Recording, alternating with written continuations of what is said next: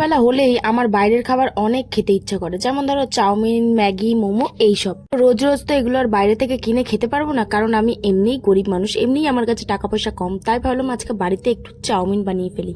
তো অন্যদিন যখন আমি বানাই তখন আমি অনেক রকম সবজি দিয়ে বানাই, কারণ আমার ভেজ চাউমিন খেতে অনেক ভালো লাগে। কিন্তু আজকে আর সবজি সবজিগুলো আনলাম না, আজকে হলাম আলু আর পেঁয়াজ দিয়ে চাউমিনটা বানিয়ে ফেলি। আর তার সাথে একটু চাউমিক্স মশলা দিয়েছিলাম, কারণ মশলা দিলে না একটু টেস্টটা আলাদা হয়, সেই জন্য। আর আমি কথায় কথায় ভাই এত তুতলাই কেন, মানে একটা ভয়েস দিতে গেলে 14 বার আমাকে ভয়েসটা কাটতে হয়, এই কথা তুতলে যায় এই কারণে। তো এখানে আমি আর রেসিপিটা বললাম না যে চাউমিনটা কি করে বানাতে হবে, কারণ কম বেশি সবাই জানে। তার উপরে যদি আমি আবার রেসিপি দিতে চাই তো বলা যায় না, লোকে কমেন্টে আবার গাল দিয়ে চলে যেতে পারে।